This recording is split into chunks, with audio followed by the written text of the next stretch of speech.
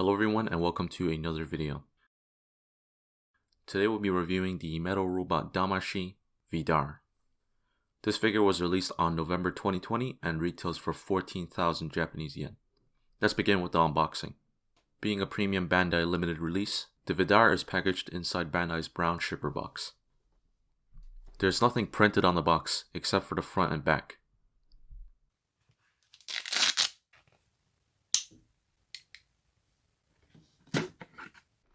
Once we get that open, we are able to take out the actual package for the figure.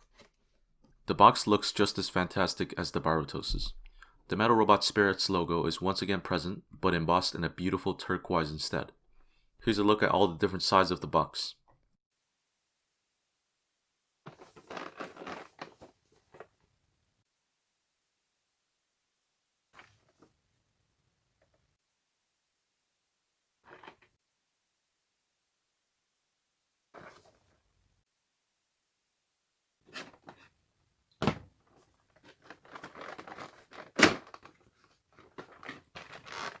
When the box is opened, you're greeted with the quote, "Sa sukina yo ni satsukai, ore no karada o omae ni akewatasu," which roughly translates to, "Use me as you wish, I hand over my body to you." A quote from episode 18 of Iron-Blooded Orphans Season 2. There are two clamshells in the box, stacked on top of each other, as well as some paperwork. First is the instructions, which just give you an idea of how to use all the different accessories.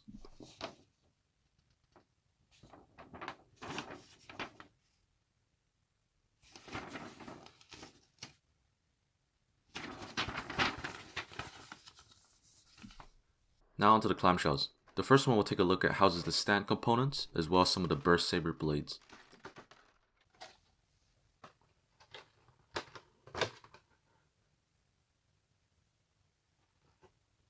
The second clamshell houses the main figure, burst saber itself, an abundance of hands, the 110mm rifle, and 3 alternate V-fin effect parts, which depict the Vidar with the Alea Vignata Type E system activated. Here's a quick look at the main figure. We will now move on to the main review and take a closer look at the accessories later.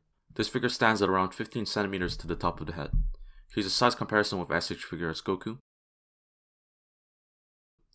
the Metal Robot Damashi Barbatos Lupus Rex, and a 30cm ruler. The visuals of this figure is impeccable, and the paint plastic combination is seamless. The main body is a matte blue, with accents such as the black areas. The painted verniers and various other details are done in a nice metallic finish, while the frame is unpainted die-cast. The contrast between all the finishes creates a lot of variety, although it may not stand out as much as the Barbatos on first glance. The proportions are fantastic, once again portraying anime-esque aesthetics. This is opposed by the usage of decals all around the figure, this time without the presence of battle damage. The decals are very durable and look pristine. I'm personally a big fan. Overall, I'm going to say that the look of this figure is on par, if not better, than its previous entry in the series, and does not disappoint at all. Next is build quality. Being a Metal Robot Damashi release, this figure boasts a die-cast metal frame on the inside of the armor, which gives an extremely premium and hefty feel. They made great use of how robust the die-cast is in the joint areas, as well as the exposed frame areas. The plastic quality on the armor is very dense and premium, with more fragile pieces like the hands made out of a softer rubber. The figure feels extremely solid when you are holding it. The Vidar seems to be a more refined version of the Barbatos, as there is a lack of numb marks this time around, with the overall quality control improving a lot. The articulation on this figure is phenomenal. I count 63 viable points of articulation, which include a double ball joint with a hinge in the middle for the base of the neck, a ball joint hinge combo at the base of the neck, ball joints on the backpack thruster, a ball joint for the vernier on the backpack, a butterfly joint at the shoulder, a hinge ball joint at the shoulder, a hinge ball joint at the base of the shoulder pad, a hinge at the shoulder flap, a bicep swivel, a single jointed elbow, a hinged ball joint at the wrist as well as the swivel, a ball joint in the top of the chest, a ball joint at the base of the waist, a hinge at the base of the waist, a hinge at the base of the side skirts, a swivel at the base of the side skirts, ball joints on the side skirts, ball jointed front skirts, double swivel drop down leg mechanism, universal joints at the hips, a swivel at the hips, a double jointed knee, a ball joint at the front vernier, a ball jointed ankle, an ankle rocker, as well as a toe hinge. The range of motion this figure allows for is spectacular. Nothing gets in the way of each other, and no matter how you pose the figure, it stays in that pose and is very solid. The accessories on this release are plentiful. First up is the stand, which has the Alea Vignana Type E logo as well as other graphics printed on it. This is casted in a glossy black plastic and looks great. It has two arms.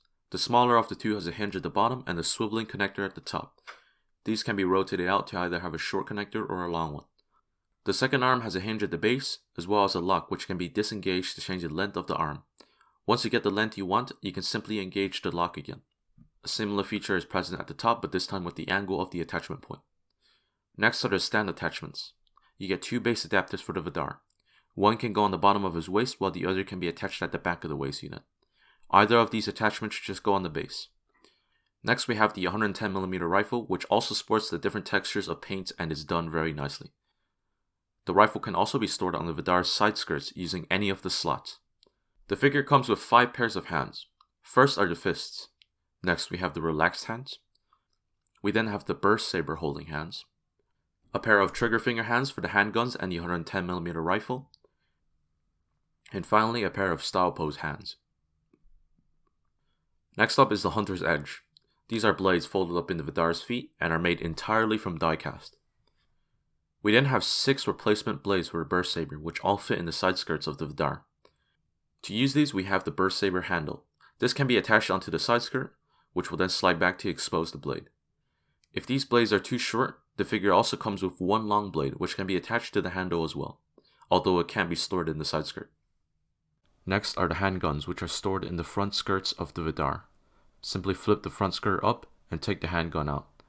Last but not least, you get 3 alternate V-fins with an effect part that depicts the Vidar with the Alea Vignana Type E system activated. To attach, simply remove the pre-existing V-fin and slide the new one on. There is one effect which spirals off to the left, with another mirroring the position. The last one is a straight effect that goes off to the left. These all look amazing and will definitely make many poses look even more dynamic. Overall, the variety of accessories is great. It covers the entire spectrum of armament the Vidar possesses. The Metal Robot Spirit's Vidar is another incredible figure. The sheer quality and aesthetics of the piece is very refined with articulation that is dynamic and smooth. Although this iteration of the Vidar doesn't absolutely crush others in the market such as Gunpla, if you are still looking for one of these masterpieces, do it soon due to its P Bandai limited run. If you are a huge fan of Iron Blooded Orphans or the Vidar, this is definitely a very premium and great option in your collection. Anyways, that does it for this review. Thanks for watching and I'll see you next time.